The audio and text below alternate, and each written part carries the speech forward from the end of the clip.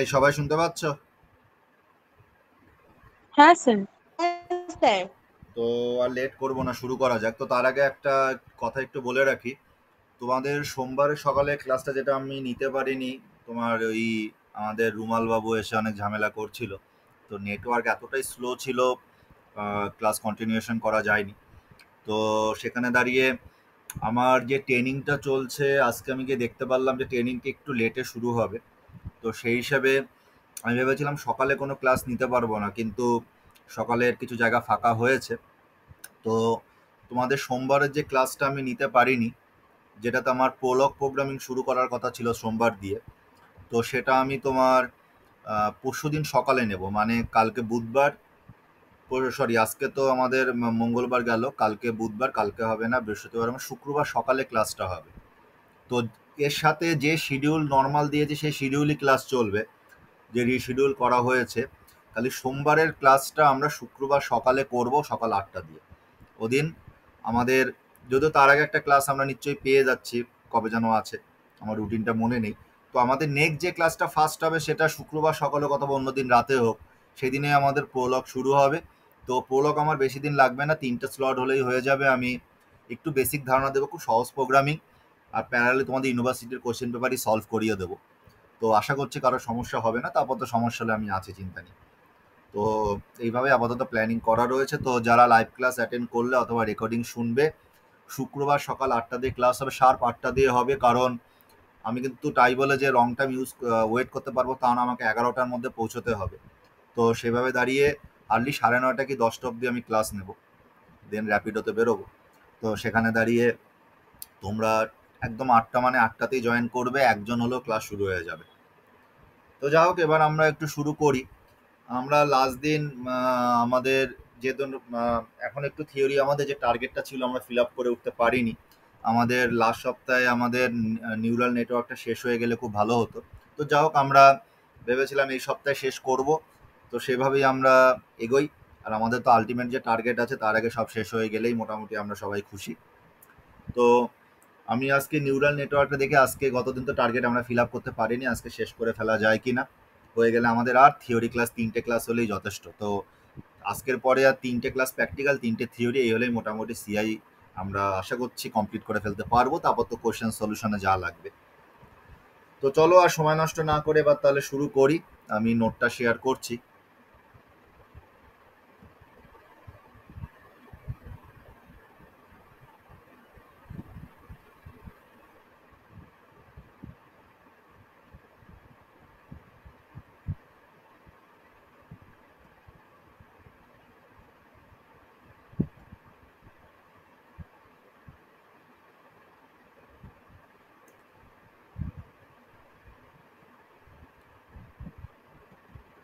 সবাই ওয়েট করো, এখনো কিছু শেয়ার করিনি, 1 মিনিট।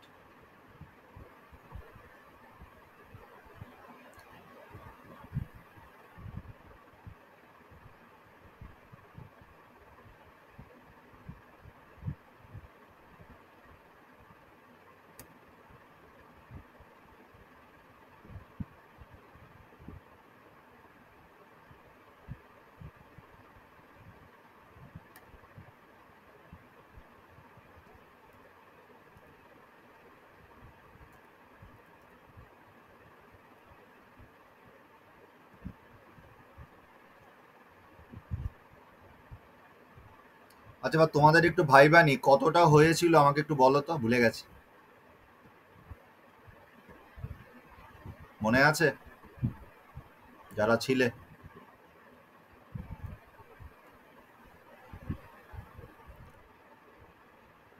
একটু মনে করাও। যতটা স্ক্রিনে দেখা যাচ্ছে ততটা তো না, শিওর। অনেকটাই কমপ্লিট হয়ে গেছিল।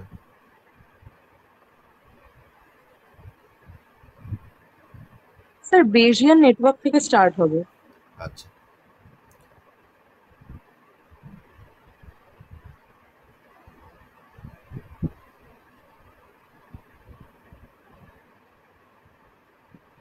তো এই ক্লাসগুলোতে চাইলে তোমরা যারা পিপিটি দেখাতে চাও তারা দেখিয়ে নিতে পারো, অথবা নেক্সট যে কটা সিআই এর ক্লাস হবেই, ক্লাসের সাথে সাথে প্যারালালি তোমাদের যেটা বলে দেওয়ার। কারণ সিআই এর সিলেবাস শেষ হওয়ার সাথে সাথে কিন্তু তোমাদের সব ক্লাস অফ হয়ে যাবে।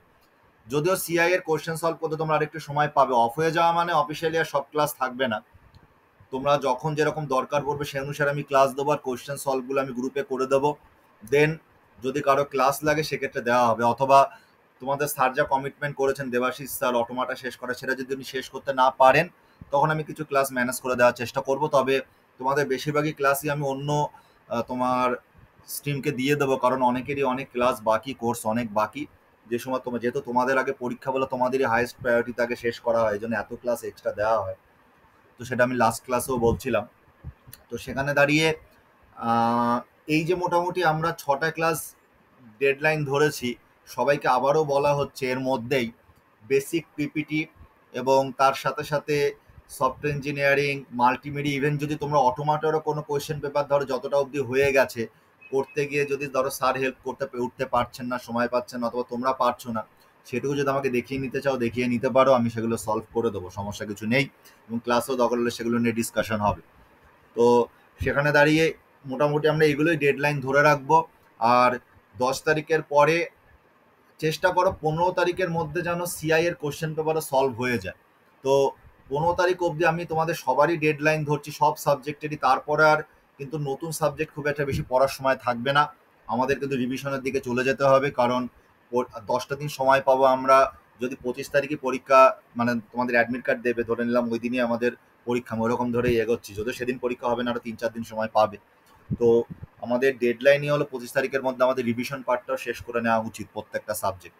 তো সেখানে দাঁড়িয়ে এর মধ্যে আবার 2 দিন তোমাদের পাওয়ার পয়েন্ট প্রেজেন্টেশন দিতে আসতে হবে, তো সেটাও একটা ফ্যাক্টর। তো সেই ডেটটা খুব তাড়াতাড়ি জানাবো। তো চেষ্টা করো এই 6টা স্লটের মধ্যে পিপিটি টিপিটি যা যা চেক করা দরকার করে নিতে। কারণ মোটামুটি অ্যাপ্রক্সিমেট ধরে রাখো যে 10 তারিখের পরে গিয়ে কিন্তু তোমাদের ফার্স্ট পিপিটি প্রেজেন্টেশন দিতে হবে, কোনো একটা রোববার, সেটা আমি বলে দেবো। আর তার সাথে সাথে তার পরের প্রেজেন্টেশনটা কিন্তু 25 তারিখেরই কাছাকাছি পড়বে। তো চাইছি সব কিছু রেডি হয়ে যাক আমাদের 25 তারিখের মধ্যে। ইভেন তোমরা চাইলে এই মোমেন্টে গিয়ে ডকুমেন্টেশনটা, যেদিন পাওয়ার পয়েন্ট প্রেজেন্টেশন ফার্স্ট হবে সেদিনই ফাইনাল চেক আমি করে দেবো। তারপরে তোমরা একটু সেগুলোকে প্রিন্ট আউটও নিয়ে নিও শিয়ালদায় গিয়ে, এবং একইভাবে ওগুলোকে বাইন্ডিংও করে ঝামেলা মিটিয়ে ফেলো, নাহলে পরীক্ষার মধ্যে যদি আবার সেই শিয়ালদা দৌড়তে হয় সেক্ষেত্রে চাপ খেয়ে যাবে। তো এইভাবে একটু যে শেষ করে নাও সব কিছু। তো বায়েসিয়ান নেটওয়ার্ক অথবা বেসিয়ান নেটওয়ার্ক যেটাই বলো না কেন, এক একজন লোক একই রকম ভাবে উচ্চারণ করেন। তো যখন আমরা কোনো একটা প্রবাবিলিস্টিক গ্রাফিক্যাল মডেলিং টেকনোলজির দিকে আইডেন্টিফাই করার চেষ্টা করি, ধরো এই যে আহ, রুমাল আসার অনেক আগে থেকেই আমরা জানি, রুমাল অথবা রেমাল যাই বলো না কেন, কিভাবে ও আসবে, কোন রাস্তা ধরে যাবে, এটা তো আর ওই আমাদের আগে থেকে বলে দিয়ে যায়নি বা স্বপ্নে আমরা পাইনি। তো নিশ্চয়ই সেখানে বেশ কিছু মডেল ফলো করা হয়। তো লাস্ট 100 বছরের যত সাইক্লোন হয়েছে সবার ডেটাবেস ক্যালকুলেশন করে প্রত্যেকটা সাইক্লোনকে এক একটা ক্যাটাগরিতে ফেলা হয়, এবং তারা কোন পদ্ধতি ফলো করে এগোবে, তার গতিবেগ কী হবে, সব কিছু মেজারমেন্ট করার পরে কিছু অ্যালগোরিদম দিয়ে কিছু তোমার মডেল তৈরি করা, এগুলোকে বলে প্রবাবিলিস্টিক গ্রাফিক্যাল মডেল। তো সেগুলোর মধ্যেই পড়ে হলো যে তোমার বায়াসিয়ান নেটওয়ার্ক। ঠিক আছে।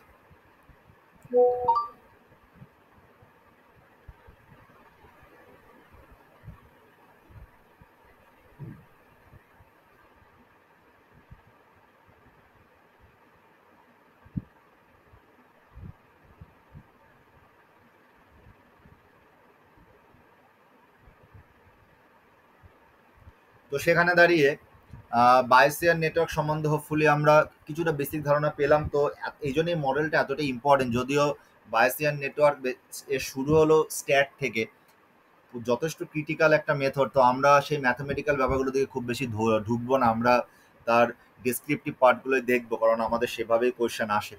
তো দেখো বলাই রয়েছে Bayesian network falls under the category of probabilistic graphical modelling technique which is use to calculate uncertainties by using the notion of probability. তাহলে প্রবাবিলিটি কনসেপ্ট এখানে ইউজ করা হয়। প্রবাবিলিটি কাকে বলে আমরা ডিসক্রিট ম্যাথ করতে গিয়ে দেখেছি। দেখো নেক্সট প্যারায় কি বলা হচ্ছে, ইন বায়াসিয়ান নেটওয়ার্ক বা বেসিয়ান নেটওয়ার্ক উই ম্যানেজ ভেরিয়াসলি ইরিলেটেড আরবিটারিলি ভেরিয়েবল, মানে ইচ্ছা মতো ভ্যালু আমরা চয়েস করে নেব।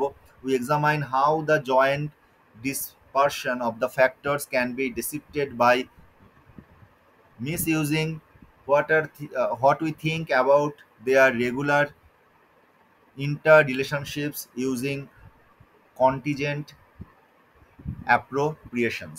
We use graph theory to clarify their interrelationship. ঠিক আছে, তো আপাতত এইটুকু একটু পড়ে নাও, যদি শর্ট কোয়েশ্চেন আসে হোয়াট ইজ বেসিয়ান নেটওয়ার্ক, তাহলে এই দুটো প্যারাই আমরা লেখার চেষ্টা করব। কোনো কোয়েশ্চেন থাকলে করে নেবে।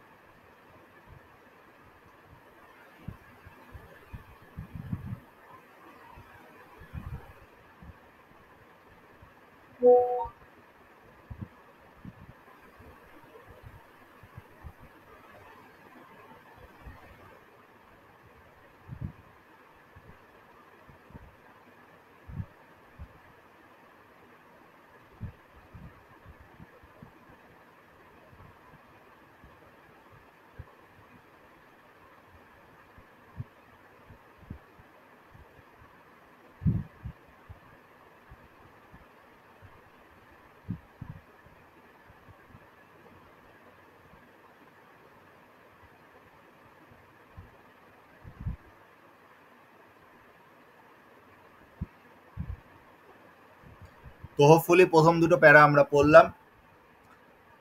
দেখো, যেটা নেক্সট প্যারায় বলা রয়েছে সেটাই আমরা ফার্স্টে শুরু করেছিলাম, যে Bayesian network are a broadly utilised class of probabilistic graphical models. আর Bayesian network is a flexible, interpretable and compact portrayal of a joint probability distribution. তো দেখো, এখানে কিছু কথা আরো এক্সট্রা বলে জানা দরকার আছে আমার। দেখো বলছে দিয়ে কম্প্রাইজ টু সেকশন, একটা হলো প্যারামিটারস, একটা হলো স্ট্রাকচার। তো প্যারামিটারের মধ্যে কি পড়ে? The parameters comprise restrictive likelihood circulations related to every node. আর স্ট্রাকচার কি বলে? Structure is a DAG. DAG কথাটা মানে direct acyclic graph. Already graph কাকে বলে তোমরা জানো, এসাইক্লিক গ্রাফ কাকে বলে সেটাও জানো, এবং ডিরেক্টেড গ্রাফ কাকে বলে সেটাও জানো। এই জন্যই ফার্স্টে বলা হয়েছিল গ্রাফ থিওরি কনসেপ্ট ফলো করে এটা এগোয়।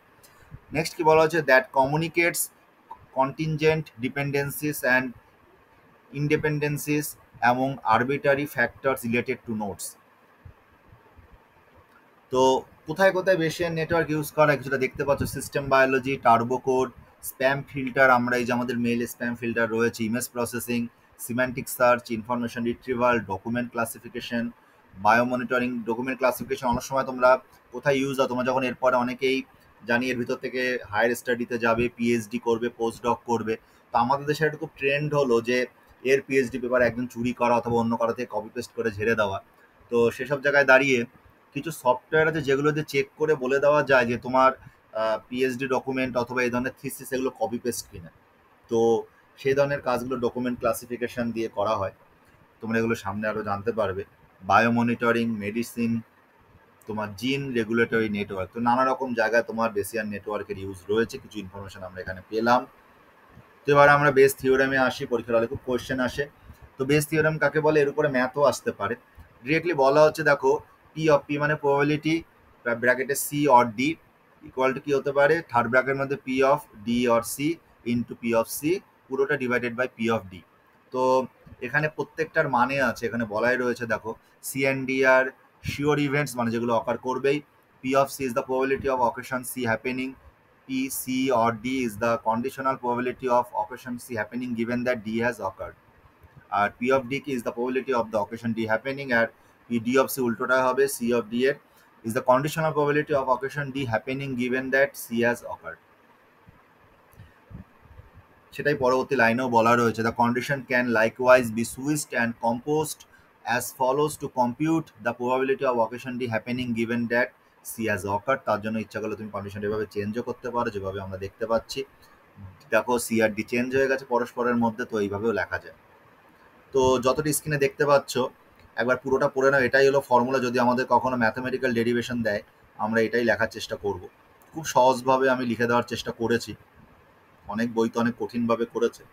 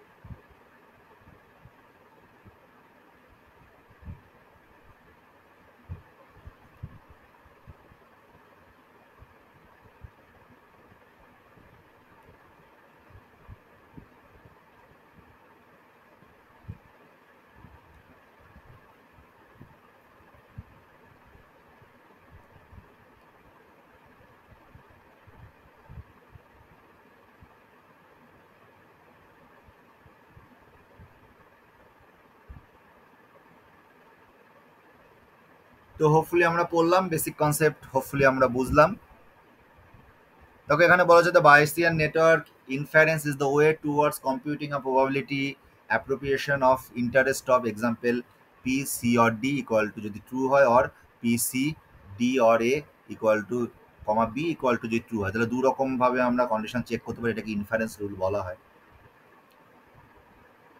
তো এবার আমরা চলে আসি, এরপরে আর বাকিটুক লাগবে না, আমরা how to develop and use a Bayesian network কীভাবে হয় সেটা একটু আইডেন্টিফাই করার চেষ্টা করি। তো তিনটে আমার ফ্যাক্টর কাজ করে যখন আমরা বেসিয়ান নেটওয়ার্ক অথবা বাইসিয়ান নেটওয়ার্ক ডিজাইন করি। ফার্স্ট হলো র্যান্ডম ভেরিয়েবল, সেটা কি, what are the random variables in the problem, আগে আইডেন্টিফাই করার চেষ্টা করতে হয়। নেক্সট হলো কন্ডিশনাল রিলেশনশিপ, সেটা কি, what are the conditional relationship between the variables. আর নেক্সট হলো probability distribution, that means what are the probability distributions for each variable. তো এই তিনটে কন্ডিশন আমরা স্যাটিসফাই করার চেষ্টা করি যখন, বা তিনটে ফ্যাক্টর আমাদের মাথায় রাখতে হয় যখন আমরা একটা বেসিয়ান নেটওয়ার্ক ডিজাইন করার চেষ্টা করি। তো এটুকু একটু দেখে নাও, দেন আমরা একটা এক্সাম্পলের দিকে যাব।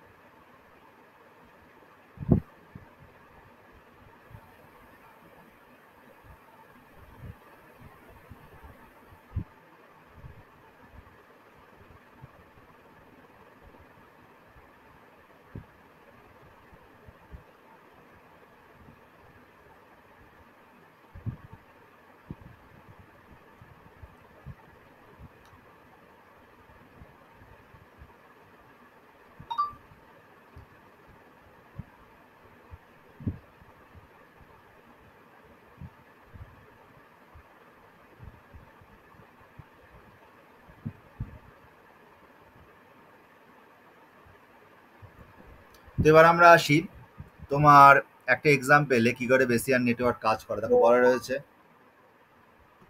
we can make Bayesian networks concrete with a small example, যেটাকে ধরো consider a problem with three random variable a, b and c, a is dependent upon b and c is dependent upon b, এরকম ধরো condition বলে দেওয়া হলো। সেখান থেকে ধরো আমরা কিছু কন্ডিশনাল ডিপেন্ডেন্সিস তৈরি করছি। দেখো বলা হচ্ছে a is conditional dependent upon b, সেটাকে আমরা এভাবে লিখতে পারি p of a or b, এটাকে অনেক সময় আমরা ডিপেন্ডেন্সি, কন্ডিশনাল ডিপেন্ডেন্সি সাইনও বলি। C is conditionally depending upon b, সেটাকে আমরা p of c or d বলতে পারি, ঠিক আছে। নেক্সট কি আসছে, we can also state the condition independencies as follow, সেটা কি, is conditionally independent from c, সেটাকে এভাবে লিখতে পারি p of b or c, b or a or b comma দিয়ে সি, এভাবে আইডেন্টিফাই করা যায়। মানে বোঝানো হচ্ছে যে এ বি এর উপর ডিপেন্ডেন্ট কিন্তু সি এর উপর ডিপেন্ডেন্ট না। একইভাবে যদি আমরা এটা বলি, যদি এ সি এর উপর কন্ডিশনালি ডিপেন্ডেন্ট না, সেক্ষেত্রে আমরা বলতে পারি p of c or b comma দিয়ে এ। তো এইভাবে জিনিসগুলোকে আমরা আইডেন্টিফাই করতে পারি। তো যতটা স্ক্রিনে দেখতে পাচ্ছ জাস্ট একবার একটু পড়ে নাও, কোনো কোশ্চেন থাকলে করে নেবে।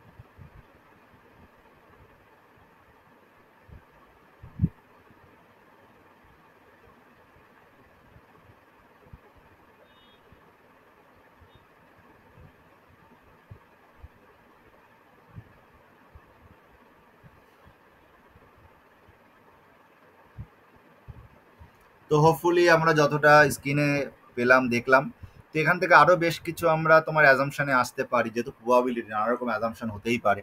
দেখো কী বলা যায়, p of a or c comma দিয়ে বি ইকুয়াল টু আমরা বলতে পারি p of a or b.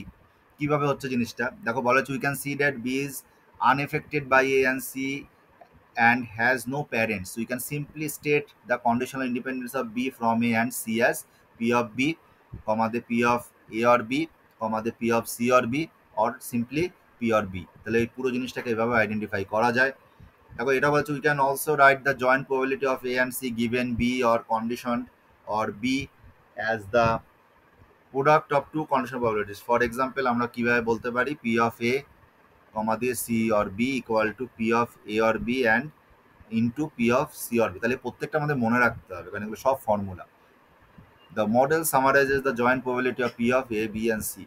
এটাকে ক্যালকুলেটেড করে আমরা নিচের মতো করেও বলতে পারি p of a comma b comma c equal to p of a or b into p or C or B or P of B. তো এইভাবে ফর্মুলাগুলো ডেরিভেট করা হয়েছে, যেভাবে আমরা ইনক্লুশন এক্সক্লুশনে দেখতে পাই। এর উপর বেস করে গ্রাফও ডিজাইন করা যায় এভাবে, ডিরেক্টেড অ্যাসাইক্লিক গ্রাফ, কোনো সাইকেল থাকবে না। আর দেখো ডিরেক্টেড অ্যারো দিয়ে বোঝানো রয়েছে। তো কখন আমরা গ্রাফ ডিজাইন করতে পারবো দেখো বলাই রয়েছে, also notice that the graph is useful even at this point where we don't know the probability distribution for the variable. সেক্ষেত্রে এগুলো ইউজ করা যেতে পারে।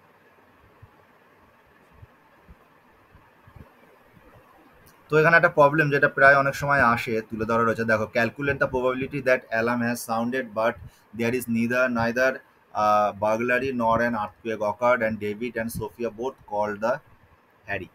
তো এরকম একটা প্রবাবিলিটির কথা ক্যালকুলেশন করতে বলা রয়েছে।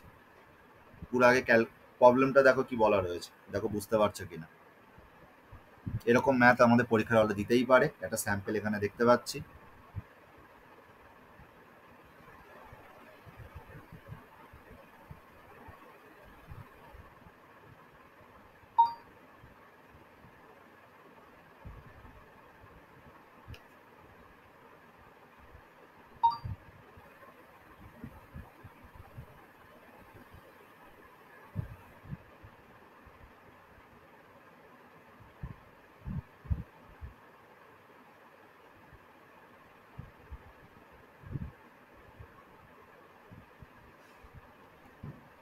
তো এবার আমরা এই সলিউশনটা করার চেষ্টা করি। দেখো ফার্স্টে কি বলা হয়েছে, মন দিয়ে দেখো এইভাবেই আমাদের করতে হবে। The Bayesian network for the above problem is given below. The network structure is showing that burglary and earthquake, burglary মানে ধরো চুরি হওয়ার সময় ধরো যখন কোনো সাউন্ড বেজে ওঠে, অ্যালার্ম বেজে ওঠে, অথবা আর্থকুয়েক আকার করলেও ধরো অ্যালার্ম বেজে ওঠে। অনেক সময় অনেক বাড়িতে ধরনের সিস্টেম আমরা লাগাতে পারি। তো সেটাই বলা হচ্ছে, the network structure is showing that burglary and earthquake is the parent note of the alarm and directly affecting the probability of alarm going off, but David and Sophia's call depend on alarm probability. The network is representing that our assumptions do not directly perceive the burglary and also do not notice the minor earthquake, and they also not confer before calling. তাহলে এভাবে আমরা কিছু অ্যাজাম্পশনে আসার চেষ্টা করছি। তো এই দুটো পয়েন্ট একবার একটু পড়ে নাও, কোনো কোশ্চেন থাকলে করে নেবে।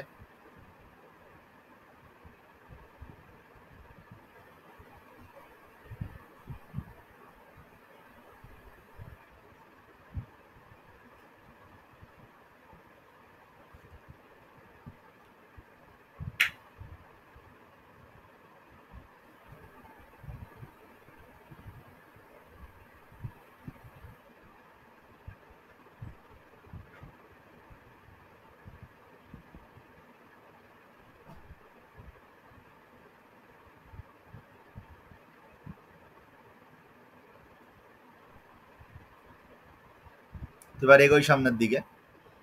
আরও কিছু এখান থেকে আমরা অ্যাজাম্পশন তৈরি করার চেষ্টা করি। তেমন কি বলা রয়েছে, the conditional distributions for each node are given as conditional probabilities table, or এটাকে সিপিটি বলে অনেক সময়, কন্ডিশনাল প্রবাবিলিটি টেবিল, সংক্ষেপে সিপিটি।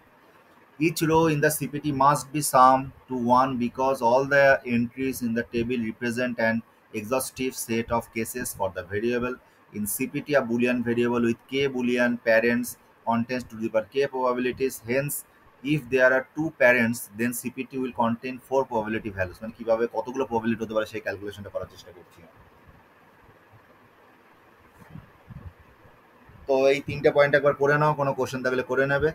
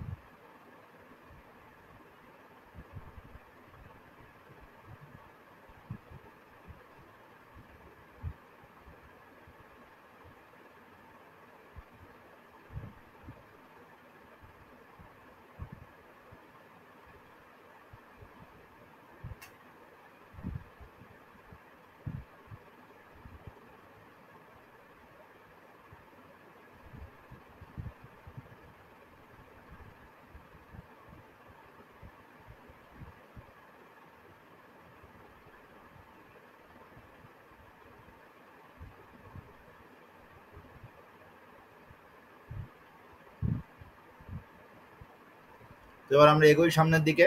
দেখো কি বলা হয়েছে, যতগুলো ইভেন্ট অকার করছে সেগুলোকে এবার আমরা ছোট ছোট কিছু নোটেশন দিয়ে পয়েন্ট করার চেষ্টা করছি, নাহলে অত বড়টা বারবার লিখতে হবে। দেখো ফার্স্টে আমরা বাগলারিকে বি দিয়ে বলছি, আর্থকোয়েক কে ই, অ্যালার্মে, ডেভিড কলস ডি, সোফিয়া কলস এস। তো এবার যতগুলো ইভেন্ট আছে সেগুলো আমাকে যদি আইডেন্টিফাই করা যায়, সেটা বলা রয়েছে you can write the events of problem statement in the form of probability, সেটা কি P of D S A B, মানে যতগুলো কাজ ঘটবে প্রত্যেকটাকেই বললাম। Can rewrite the above probability statement using joint probability distribution, মানে আগের রুলগুলো ফলো করে বা লেখার চেষ্টা করছি। দেখো প্রথমে যদি ডি অকার করার চেষ্টা করে তাহলে ডি অনেকগুলোর উপর ডিপেন্ড হতে পারে, ডেভিড কি আকার উপর বেস করে কল করতে পারে, আইদার সোফিয়া কল করলে, অথবা অ্যালার্ম বাজলে, অথবা বাগলারি অ্যালার্ম বাজলে, অথবা আর্থকোয়েক আসলে। ডট আমরা পি অফ কি করছি এস এ বি, মানে যেগুলো বাকি থাকছে আর এস এ বি সেগুলো প্রবাবিলিটি অকার করতে পারে। সেখান থেকে দেখো আমরা পরপর সলভ করতে করতে ফর্মুলা দিয়ে বেসিক্যালি করা হয়েছে। ঠিক আছে, পরপর দেখো আমরা প্রত্যেকটা ডিস্ট্রিবিউশন করতে করতে গেছি, জাস্ট এলাবোরেট করা রয়েছে, একবার দেখলেই বুঝতে পারবে। দেখো পুরো উপরের ইকুয়াল টু দিয়ে যেগুলো করা রয়েছে,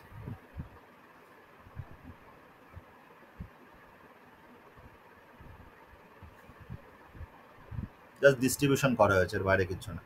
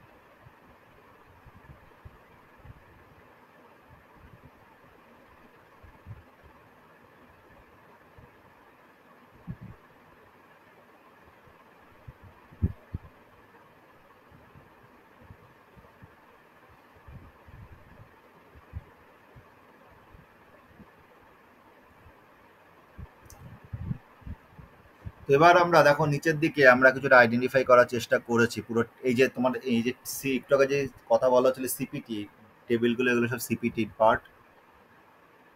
ফর্মুলায় ফেলে কিছু তোমার ভ্যালু ক্যালকুলেশন করা রয়েছে, তো সিপিটি আমাদের না হলেও চলবে, আমাদের এই ফর্মুলা ডিস্ট্রিবিউশন করে দেখালে পরীক্ষার হলে মার্ক পাবো।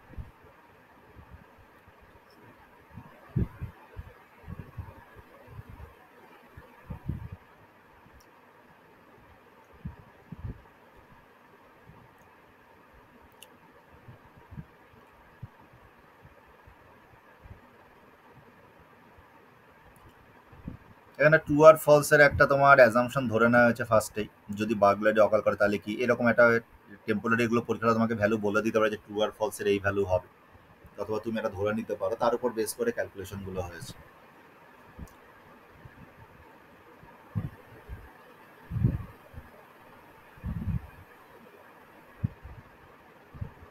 তো দেখো সেই মেট্রিকগুলো এখানে আইডেন্টিফাই করা রয়েছে।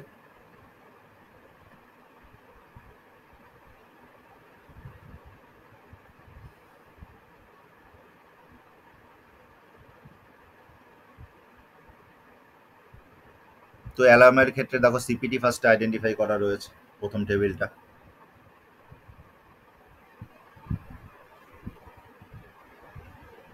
একইভাবে তার সাথে সাথে ডেবিট কল হলে কি হবে,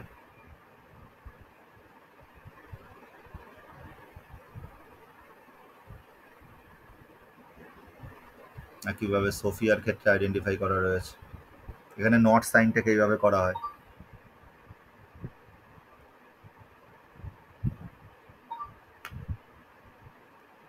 দেন ভ্যালুগুলোকে ওখানে পুট করে তোমার অ্যান্সার বের করার চেষ্টা করা রয়েছে। তো এইভাবে বললাম যে একটু ট্রিকি, অতটা সোজাও না, যেহেতু প্রবাবিলিটির কনসেপ্টগুলো ঢোকে, একটু ইজি করে বলার চেষ্টা করলাম। তো এই ধরনের কিছু ম্যাথ যদি আমাদের কোয়েশ্চেন পেপার আসে, সেগুলো আমরা যত সলভ করবো তত বেশি আমাদের কনফিডেন্স বাড়বে।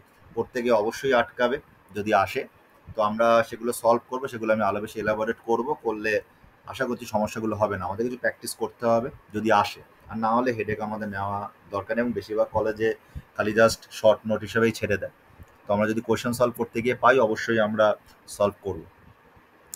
এবার আমরা চলে আসি তোমার নিউরাল কম্পিউটেশনাল মডেল, যেটাকে অনেক সময় হপফিল্ড নেটস হিসেবে আমরা আইডেন্টিফাই করি। এটা আমাদের সিলেবাসের নেক্সট টপিক। দেখো বলা হচ্ছে হপফিল্ড নিউরাল নেটওয়ার্ক, অনেক সময় HNN বলা হয়, is a well-known artificial neural network that has been analyzed in great mathematical detail. It shows great potential in the applications of life science and engineering, such as associating memory, medical imaging, information storage, cognitive study, and supervised learning. Since dynamical analysis of neural networks are of significant importance for better understanding human activity and memory, several works have been carried out on improving the architecture of HNNs and relieving the complex dynamics residing in these HNNs. Therefore, some specific uh, dynamical behavior were uncovered by theoretical analysis, numerical simulations, and/or hardware experiments, such as self-excited and hidden chaotic attractors, coexisting bi-stable or multi-stable patterns, and so on. ঠিক আছে? তো first paragraph একটু পড়ে নাও, কোনো question থাকলে করে নেবে। Neural নেটওয়ার্কেরই একটা তোমার তোমার অল্টারনেটিভ হলো গিয়ে আমাদের নিউরাল কম্পিউটেশনাল মডেল, যেটা হফম্যান নেটস হিসেবে আমরা আইডেন্টিফাই করি।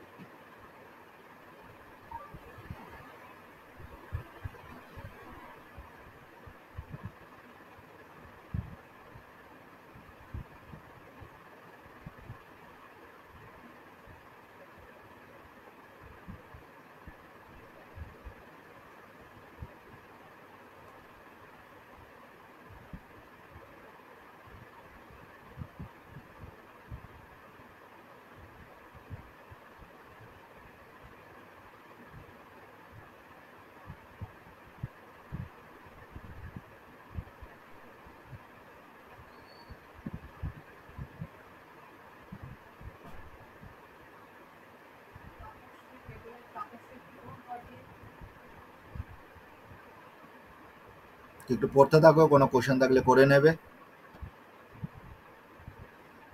তো এবার একটু আমরা এগিয়ে যাই সামনের দিকে। দেখো আরো কিছু ডিটেলস এখানে আমরা আইডেন্টিফাই করতে পারবো। কি বলা রয়েছে, 1982 John Hopfield introduced an artificial neural network to collect and retrieve memory like the human brain.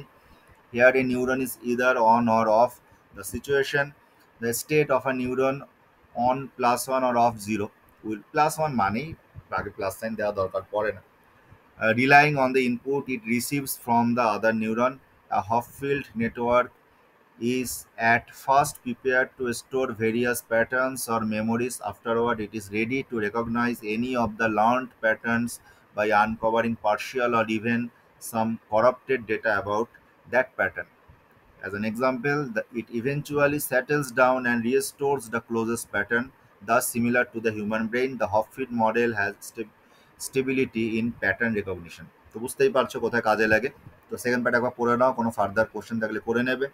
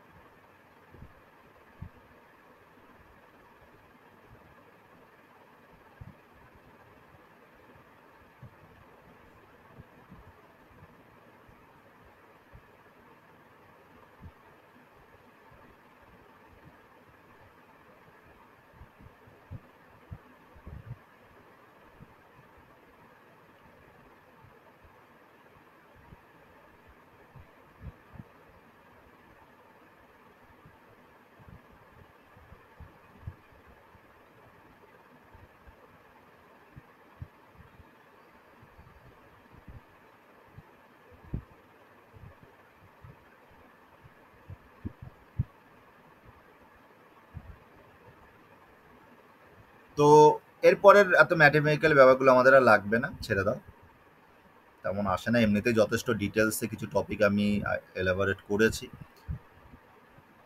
তো এই ছিল মোটামুটি আমাদের এই নোটটা। তো মোটামুটি আমরা আরেকটা বড় চ্যাপ্টার কমপ্লিট করে ফেললাম।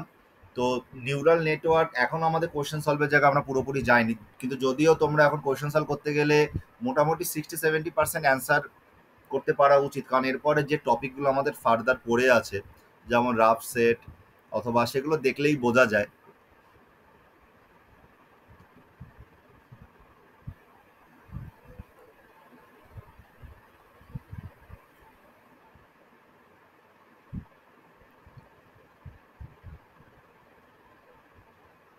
যেমন আমাদের এবারে rough set, fuzzy logic and application, এই দুটো চ্যাপ্টারই আর বাকি রয়েছে। তো আমরা দেখো যেভাবে নিউরাল নেটওয়ার্ক ইউনিভার্সিটি যে টপিকগুলো বলেছিল সেগুলোই আমরা দেওয়ার চেষ্টা করলাম। তারপরও কলেজের টিচাররা অনেক টপিক আইদার এগুলো অনেক পড়ান না, তোমার নিজেদের মতো করে এক্সট্রা টপিক পড়ান। তো আলটিমেটলি দেখো তোমাদের সিলেবাস কিন্তু এটাই বলে, সেভাবে পুরোপুরি আমরা আইডেন্টিফাই করলাম। অনেক সময় টিচাররা নিজেদের ইচ্ছা মতো অনেক কিছু পড়িয়ে দেন, আমি নিজেও সেটা খেয়াল করেছি, যেগুলো তোমাদের সিলেবাসে আসতে আর সেভাবে নেই। তার সাথে সাথেও কোশ্চেন আমরা এই জিনিসটা মাথায় রাখবো যে যা আমরা এই সিলেবাসে দেখছি সেখান থেকে আমাদের 80% কভার হচ্ছে, বাকি 20% কোশ্চেন সলভ দিয়েই হবে। তো সেখানে দাঁড়িয়ে আমাদের ফার্স্ট কাজ হলো সিলেবাস শেষ করা। তো যেভাবে তোমাদের ইউনিভার্সিটি সিলেবাস বলেছিল সেভাবেই টপিকগুলো আমি আইডেন্টিফাই করে দিলাম। তো আমাদের এরপরে রাফ সেট আর ফাজি লজিক অ্যান্ড অ্যাপ্লিকেশন, এই দুটো টপিকই বাকি। তো ফার্স্ট তোমাদের রাফ সেট দেখতে পাচ্ছি 2 ঘন্টার ক্লাস বলা রয়েছে, মানে ছোট্ট একটা টপিক। আর ফাজি লজিক অ্যান্ড অ্যাপ্লিকেশন, এটা হলো আমাদের 2টো ক্লাস লাগবে। তো আমি যেটা বলেছিলাম আর 3টে ক্লাসেরই গল্প আমাদের, ঠিক আছে? তো আমি আজকে আর কন্টিনিউয়েশন করবো না, টানা 6 ঘন্টা তোমার ট্রেনিং করে আমার অবস্থা খুব টাইট প্রথম দিন বলে, তারপরে এসে আবার পড়ানো শুরু করেছি। তো যেহেতু একটা ক্লাস আমরা এক্সট্রা পেয়ে গেলাম, পরশুদিন সকালে আমরা রাফ সেটটা শেষ করে ফেলবো, বেশ কিছু ম্যাথও দেখবো পরশুদিন, বলছি শুক্রবার সকালে। আর তারপরে ফাজি লজিক অ্যান্ড অ্যাপ্লিকেশন আমাদের 2টো ক্লাস লাগবে। আর প্যারালালি আমাদের নেক্সট যে ক্লাসটা হতে চলেছে সেই ক্লাসটায় আমরা তোমার প্রোলগ শুরু করব। তো ওদিকে 3টে ক্লাস, ওদিকে 3টে ক্লাস, আর 6টা ক্লাস টোটাল লাগবে। তো প্রত্যেক সপ্তাহে যে পরিমাণ ক্লাস আমাদের আছে আরামসে আমাদের 10 তারিখের মধ্যে কভার হয়ে যাবে। তো বাড়িতে সবাই আবারও ইন্ট্রোডাকশন অ্যান্ড নিউরাল নেটওয়ার্ক, দুটোরই খুব বড় চ্যাপ্টার, দেখতেই পাচ্ছ কত ঘন্টা করে লেগেছে। তো সেভাবে যেভাবে এখানে রয়েছে একমাত্র প্রোলগ বাদে, যেহেতু ওটা হাতে ধরে করাবো বাদে, বাকি পুরো টপিকটাই তোমাদের নোট করে দেওয়া হয়েছে, সেগুলো ফলো করবে। কিছু রেফারেন্স বই আমি শেয়ার করে দেবো, এবার সময় এসে গেছে, সেগুলো তোমাদের বেশিরভাগ কলেজেই ফলো করা হয়। তো সেগুলো একটু ফলো আমাদের করতে হবে, সব মিলিয়েই এবার আমাদের প্রিপারেশন নিতে হবে। নেক্সট ক্লাসে আমাদের যে টপিকটা শুরু হবে রাফ সেট, অলরেডি তার নোটগুলো আমি গ্রুপে শেয়ার করে দিলাম। নেক্সট ক্লাসে আমরা এগুলো আইডেন্টিফাই করব। দেখো একটাই বলা রয়েছে এখানে, basic difference between rough sets and fuzzy set, এর বাইরে কিছু বলা হয়নি, কিন্তু তারপরে অনেক সময় রাফ সেট থেকে ম্যাথ আসতে পারে, এই জন্য একটু ডিটেলস আমরা দেখব। তো নেক্সট ক্লাসে আইডেন্টিফাই করবো, আজকে একটু তাড়াতাড়ি ছেড়ে দিচ্ছি। তো সবাই বাড়িতে প্রথম 2টো চ্যাপ্টার দেখে নিও। আর যদি পাওয়ার পয়েন্ট প্রেজেন্টেশন নিয়ে কারো কিছু বলার থাকে, অথবা দেখানোর থাকে বা দেখাতে পারো, অথবা প্রজেক্ট নিয়ে যদি ফার্দার কিছু বলার থাকে, সেটাও আমার সাথে আইডেন্টিফাই করে নিতে পারো, কারণ প্রত্যেকটা সিআইয়ের ক্লাসে আমরা প্রজেক্ট নিয়েও কথা বলবো। তো লাস্ট ক্লাসে যারা দেখিয়ে উঠতে পারোনি, চাইলে আজকে দেখিয়ে নিতে পারো, অথবা যদি মনে করো যে অলরেডি কারেকশন করে নিয়েছো, আমাকে ফার্দার দেখিয়ে নিতে হবে কিছু, সেটাও দেখিয়ে নিতে পারো।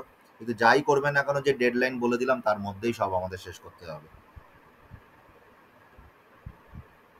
ঠিক আছে? তো কোনোদিন আমাদের আগে শেষ হবে, কোনোদিন পরে শেষ হবে, আজকে ক্লাস এখানেই শেষ হচ্ছে। সবাই লিভ করে যেতে পারো যদি কোনো কোশ্চেন না থাকে।